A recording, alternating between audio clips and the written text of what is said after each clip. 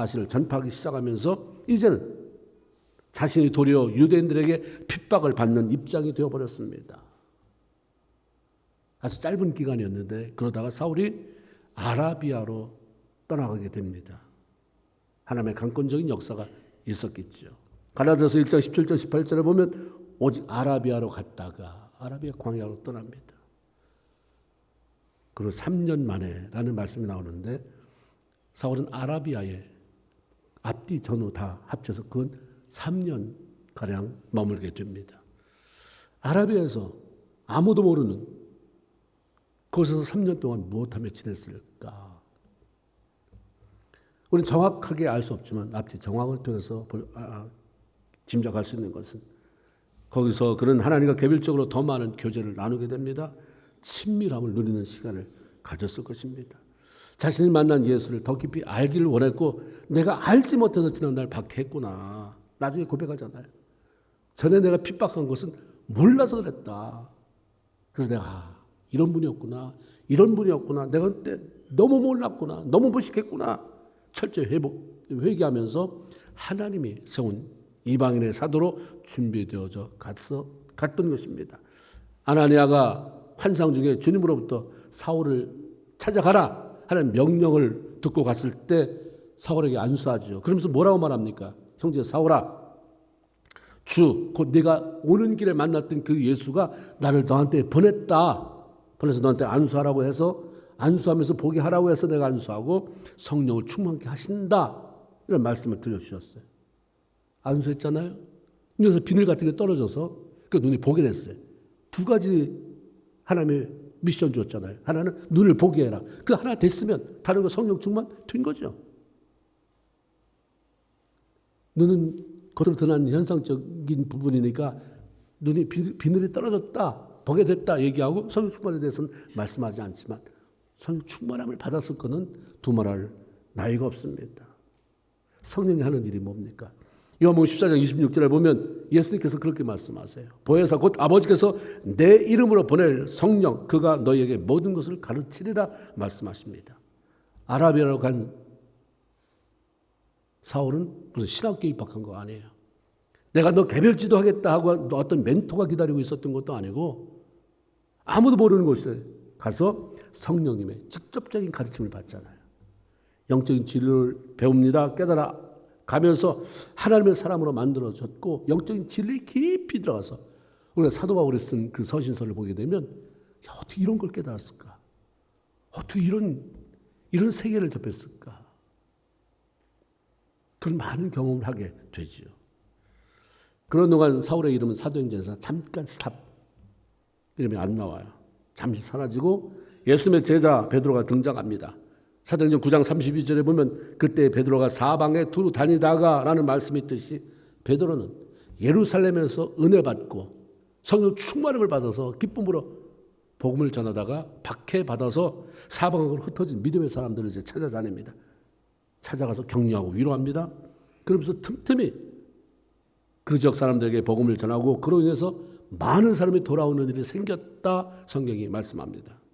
베드로는 유대인을 대상으로 복음 전하는 사도로 부름을 받았습니다. 그러나 그가 순회하면서 복음을 전하는 동안에 이방인들에게도 동일하게 성령이 임하는 이방인들에게 이런 은혜가 임하는구나. 이런 많은 놀라운 사실들을 보게 되고 발견하게 됩니다. 베드로의 이런 경험들은 후에 이방인의 사도로 부름을 받은 이 사울의 사역을 나중에 바울이죠. 바울의 사역을 많이 이해하고 중간 역할도 할 수 있고 그를 도울 수 있게 만들었습니다. 우리는 바로 앞에 일어나는 일들만 보고 살아서 한참을 내다볼 수 없잖아요. 앞에 부딪힌 일 처리하기에 급급합니다. 그러나 하나님은 우리 인생 전체를 보고 우리를 이끌어 가신 분입니다. 여러분 퍼즐 아시죠? 저도 한번 퍼즐을 만들어 봤어요. 그 선물 받아서 1000피스가 넘는 걸 쭉 쏟아 넣으니까 난감하더라고요. 이게 도대체 어떻게 해야 되나? 근데 다행한 것은 전체 그림이 있어요. 거기 전체 그림이 껴있어서 이렇게 만들어 놓으면 된다. 그거 찾아가면 되거든요.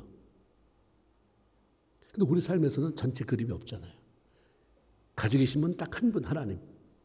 그래서 살아갈 때 비싼 한 조각이 딱 이게 나타나면 또 이게 뭐야? 삶이 내가 원하는 대로 안 되면 도대체 이게 섞인 걸 어떻게 찾아야 돼? 그러나 하나님은 전체 그림을 보시고 우리를 이끌어 가시는 분입니다. 그렇기 때문에 하나님께서 우리의 삶을 통해서 환경을 통해서 자연스럽게 이끌어가는 대로 그냥 순종하면 돼요. 그럼 하나님이 알아서 그 자리에 그때 놓고 나중에 봐. 이런 작품이었어. 네 인생이. 보여주는 거죠. 내가 원하는 대로 일이 잘 안 풀린다고 그렇게 짜증내고 원망하고 억지를 써대가면서 살 것도 아니고 한가할 때는 한가한 대로, 바쁠 때는 바쁜 대로, 삶이 열리는 할 때는 열리는 대로, 사방이 막힌 것 같을 때는 막힌 대로 그 가운데서 하나님이 어떻게 인도하실까? 바쁘다고 하나님 잃어버리면 안 돼요. 안 바쁘다고 하나님 원망해서는 안 됩니다. 똑같이 왜 하나님이 지금 잠깐 날 쉬게 하실까? 하나님 왜 날 이렇게 바쁘게 하실까? 이런 가운데서 하나님 관계를 너 일보다 네가 돈 많이 버는 것보다 내 관계를 더 소중히 여기냐를 한번 테스트해 보시나? 낙심되는 상황 속에서도 네가 나를 네 삶의 주인으로 인정하고 의지하느냐를 지금 보시나? 물어야 돼요. 그러면서 하나님이 어떻게 인도하실지를 기대하면서 그분과의 관계를 지속시켜야 돼요. 많은 사람이 힘들면 관계를 끊어버려요. 그런 사람 있잖아요. 어려우면 같이 어렵다고 얘기를 해야 되는데 잠적해요. 우리는 많은 사람이 잠수 탄다 이렇게 말을 하잖아요. 금방 엊그제까지만 해도 좋았는데 어려웠던 게 폭발한 거죠. 그동안 얘기 안 했다가 어려운 게 어느 날 그날 폭발하게 되니까 없어져 버려요. 그 없어진 자리가 기도하는 자리가 아니라 그냥 하나님과의 관계를 끊는 자리라고 한다면 문제가 있는 거죠. 삶이 내가 원하는 대로 안 된다 해서 하나님과의 관계를 잘라내고 돌아서는 그건 어리석음이라고 말하는 거예요. 미련하다고 말하는 거예요. 이 어리석은 미련함을 범하지 말아야 합니다. 시간이 흐르면 반드시 알게 돼요. 하나님은 그 버릴 조각을 흐트러진 대로 놔두지 않아요. 다 맞춰서 이런 작품이다 알려주시는 때가 오게 됩니다. 그런 시간이 찾아와요. 그렇기 때문에 그냥 지금은 하나님이 나에게 이 시점에서 이렇게 여기 충실하라고 하는구나. 이게 어떻든 간에 이게 내가 볼 때 부정적이든 긍정적이든 여기 최선 다해서 여기서 하나님과의 관계를 계속 유지하라고 하는구나. 여기서 주님 말씀하신 대로 내가 힘들어도 내가 만족할 만한 것이 없어도 그래도 기뻐하고 즐거워하고 감사하고 기도하라고 하시는구나. 나가면 반드시 하나님께서 그런 사람에게 보여주셔요. 오늘 보면은 욥바라는 곳에 살던 다비다라고 하는 한 여인의 병들어 죽었다가 베드로의 기도로 살아나게 된 기적에 관한 이야기입니다. 베드로가 이제 순회하면서 많은 기적을 일으켰어요. 그 중에 하나입니다. 다비다라는 여인이 죽었을 때 주변 사람들이 그 여인의 죽음을 무척 안타까워했습니다. 애통했어요. 그러던 차에 자기들의 마을 욥바에서 약 18km 떨어진 곳 루다에 사도 바울이 와 있다는 소문을 듣게 됩니다. 그리고 그분을 모셔오기로 결심을 합니다. 다비다라는 여인이 죽은 것과 베드로가 무슨 관계가 있길래 그를 모셔오려고 했을까?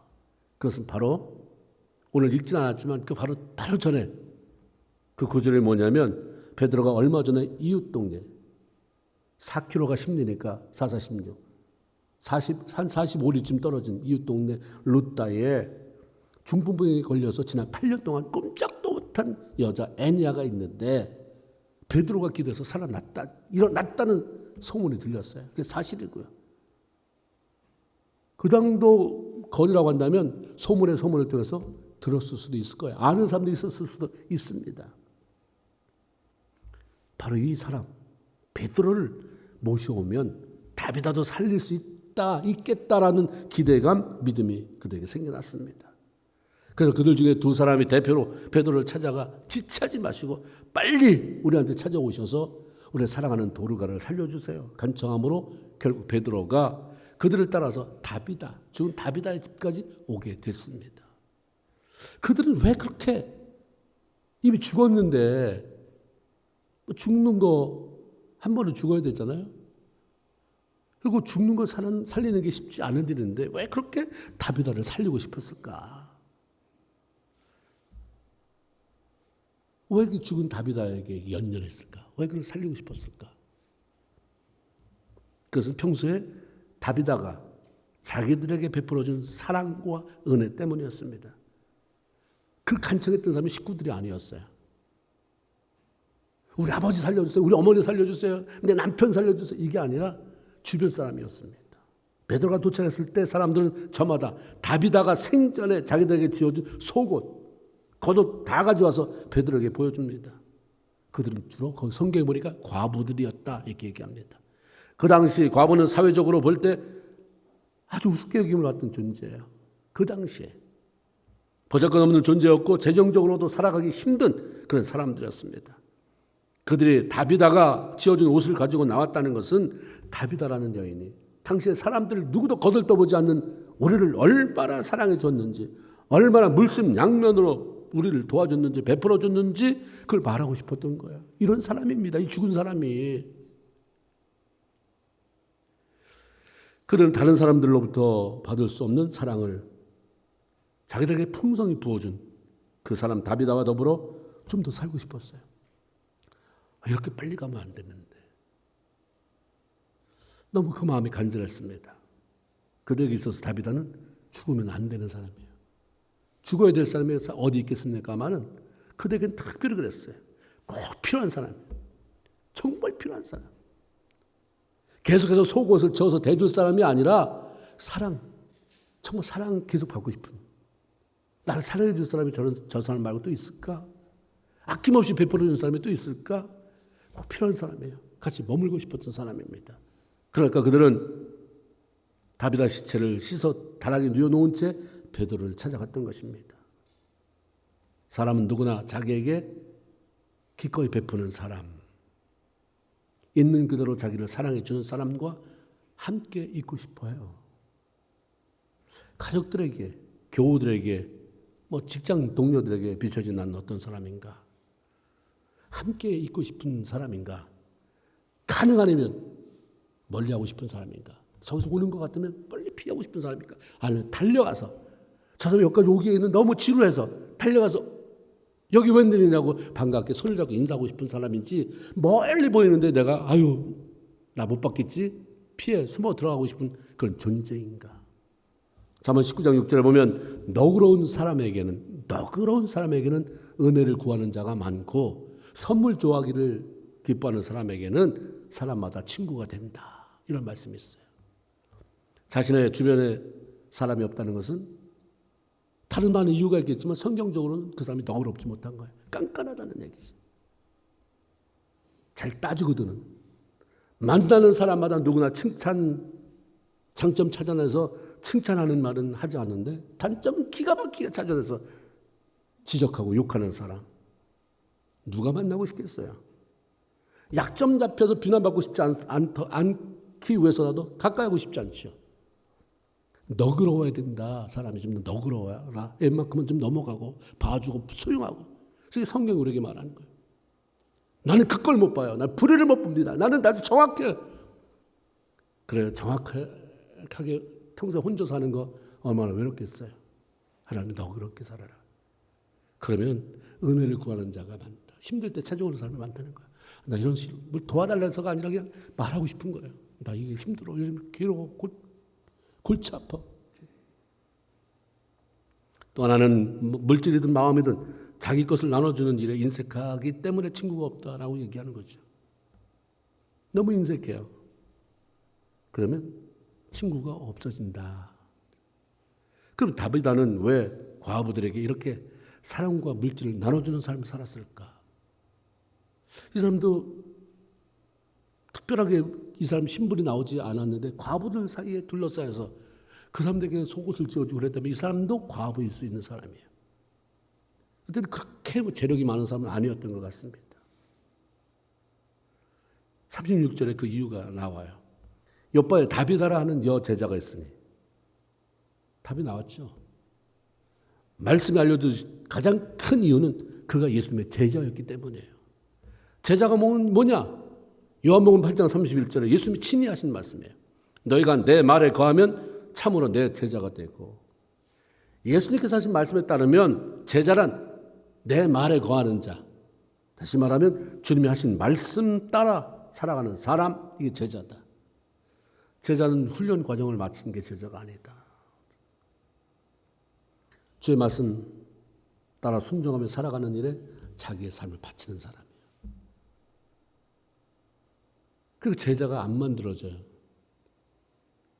제자 훈련 과정은 다 이수했다고 해서 그걸 자기 자부심을 갖는 사람은 많은데 내 삶을 앞에 드리는 말씀이 그렇기 때문에 난 그렇게 한다. 이런 사람이 별로 안 나타난다는 거예요. 제자 훈련을 마쳤는데 너무 이기적이에요. 자기만 따져요. 근데 기가 막히게 제자는 어떻게 되는 그 과정은 잘 설명해줘요. 아무 의미 없어요. 신앙은 살아내는 거예요.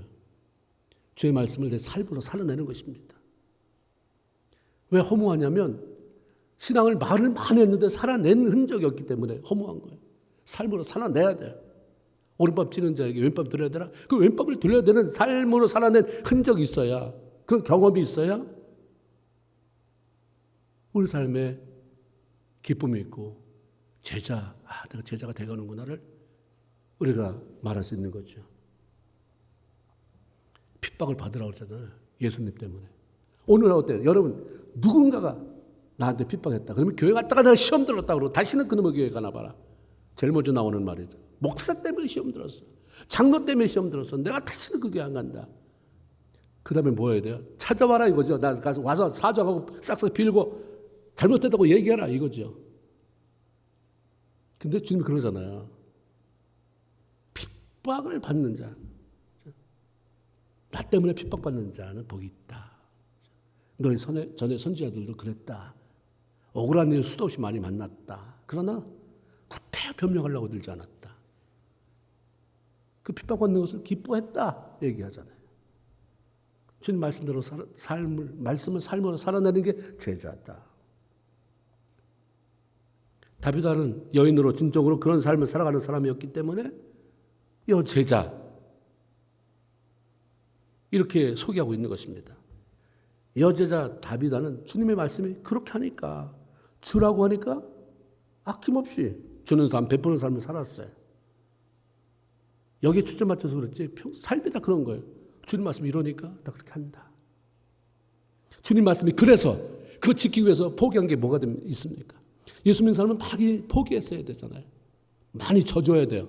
많이 죽어줘야 돼요. 많이 손해봐야 돼요. 예수님 때문에. 예수님 때문에는 가상적으로는 비상적으로는 많이 손해볼 수밖에 없어요. 그러다 그걸 견디고 나면 누가 감히 끌어내릴 수 없는 위치로 하나님 올리시는 것이고 누가 감히 무너뜨릴 수 없는 그 입지를 하나님이 마련해 주시고 축복하시는 것입니다. 그러니까 내가 만드는 것은 가상적인 거예요. 쉽게 무너져요. 내가 애써서 하는 것은 이거 뺏길까 봐 불안해요. 그러나 하나님이 주신 것은 안 불안하잖아요. 이삭이 샘물 자기가 뺏으려고 그럴 때 이거 내가 어떻게 폈는데 어떻게 이 사막에서 파가지고 샘물을 얻었는데 못 줘. 싸우지 않았어요. 가자. 갔더니 또 팠어요. 파는 대로 물이 나오고 이거는 말라가죠. 중요한 게 아니라 샘물을 파는 게 중요한 게 아니라 샘물이 나오게 하는 그 눈을 잡고 있는 그 손을 잡고 있는 게 중요한데 사람들은 그걸 모르는 거죠. 내가 열심히 노력만 하면 된다. 손해 안 보고 뺏기지 말으면 난 부자 된다. 나는 이 땅에 성공한다. 천만만만의 말씀이에요. 결국은 다 잊어버릴 거잖아요. 그 과정 속에 수도 없이 고생하고 마음고생하고 육체적으로 고생할 텐데도 불구하고 그것 때문에 하나님을 못 잡아요. 근데 다윗도 안 그랬어요. 어려운 처지에 있는 사람들 도와주고 나눠준 구제의 사람. 이기적이고 약삭빠르게 자기만을 위해서 사는 사람이 아니라 다른 사람의 유익을 구하며 선을 행하는 사람. 그래서 선행과 구제의 사람이다 얘기합니다. 성경은 하나님의 백성들에게 구제에 대한 말씀을 굉장히 많이 하세요.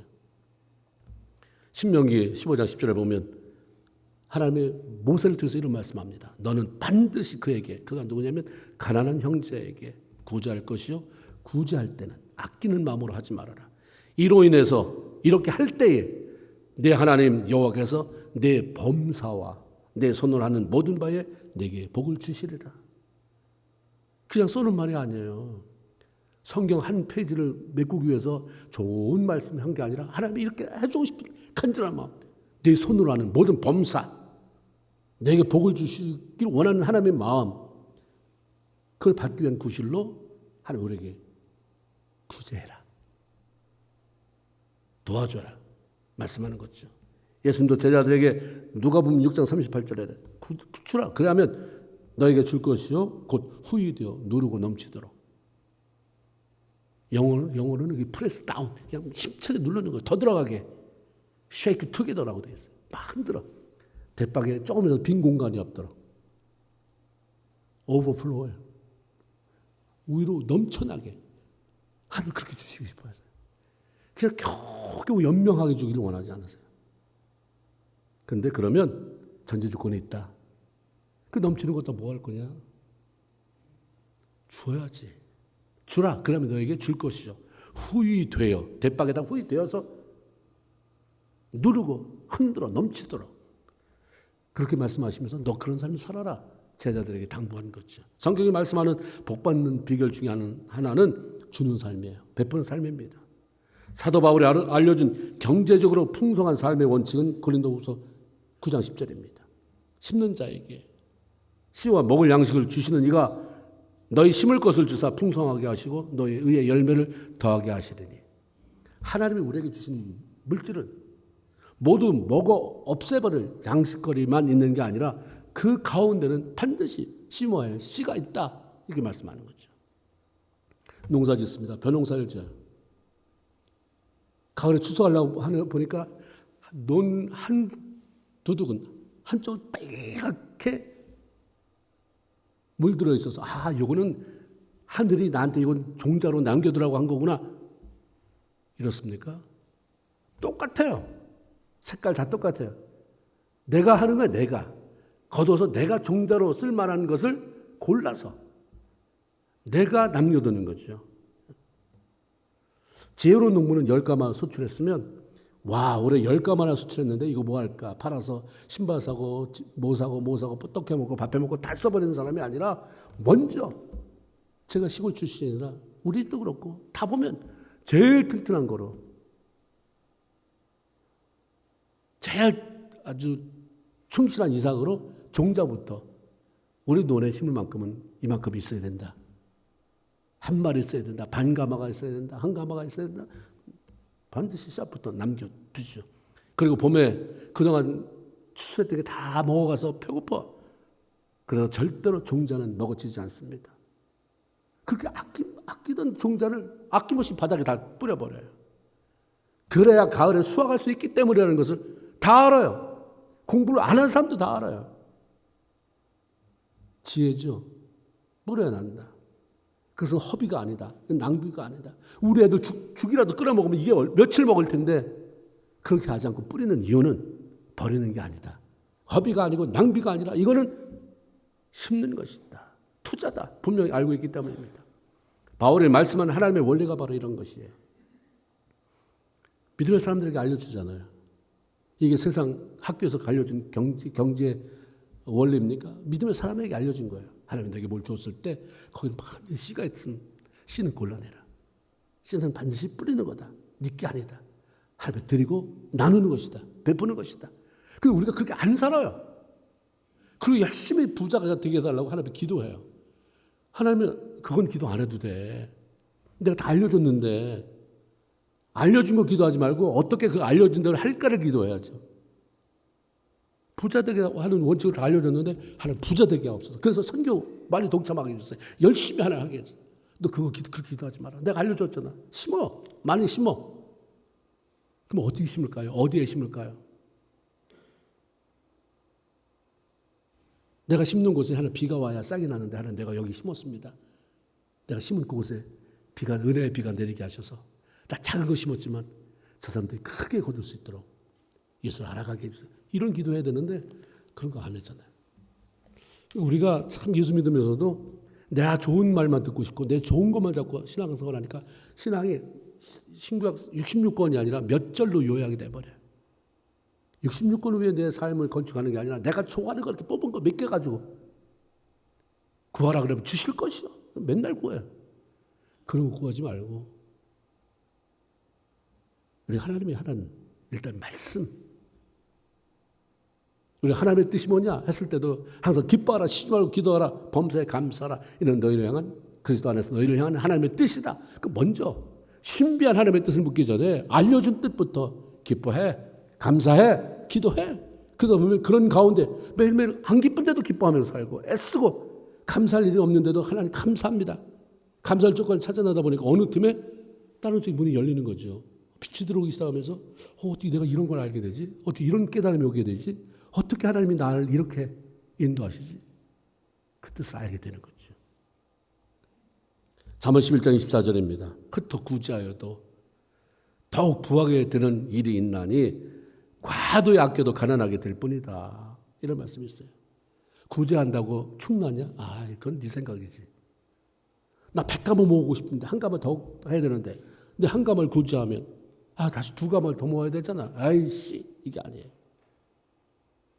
그건 세상의 원리고 하나님의 원리는 30배, 60배, 100배잖아요. 과도히 아껴도 가난하게 되는 사람이 수도 없이 많다. 그러나 흩어 구제해도 부하게 되는 일이 생긴다. 경제적으로 힘들고 어려움의 악순환의 이유 중 하나는 심지 않기 때문이에요. 옛날에 시골에서 많이 듣던 얘기 중에 우리가 이런 일에 누구 좀 도웁시다 그러면 누굴 도와요? 아이고 죽을래도 먹고 죽을 게 없어서 못 먹습니다. 이런 말. 근데 그런 사람의 삶의 표지냐? 악순환의 계속이에요. 악순환의 고리를 끊어야 돼. 쉽지 않는데 어떻게 뭘 기대하겠어요? 그러니까 요행을 기대하는 거죠. 요행. 운이 좋아서 걸리는 어떤 도방이나 이런 쪽에. 주의 말씀을 따르는 제자는 성경 지식을 많이 가지고 있는 사람이 아니라 말씀대로 따르는 사람이고요. 말씀 따라 많이 베풀고 나누는 삶을 살아가는 사람들입니다. 돌아가가 주변 사람들의 요청으로 베드로가 주변 사람의 요청으로 도로가 집에 도착했어요. 사람들 다 내보냅니다. 그리고 그 앞에 물을 꿇어요. 기도합니다. 어디서 많이 본 방법이에요. 죽은 자를 살리려고 하는 그 앞에서 사람을 다 내보내. 그렇게 기도하는 누구의 방법입니까? 예수의 방법. 성경 읽어본 사람은 알잖아요. 회당장 야이로의 딸 죽었을 때 살리러 갔을 때 다 내보내요. 다 내보내. 그리고 주님과 함께하는 정말 필요한 제자들만 남깁니다. 그 죽은 딸 시신 옆에 사람들이 아무나 접근하는 걸 원치 않았어요. 구경꾼들 접근을 원치 않았어요. 사람을 살리기 위해 기도하는 방법이 따로 있는 건 아니지만 베드로는 자기 자신이 예수님의 제자로 그분을 따라다니면서 보았던 대로 행한 거예요.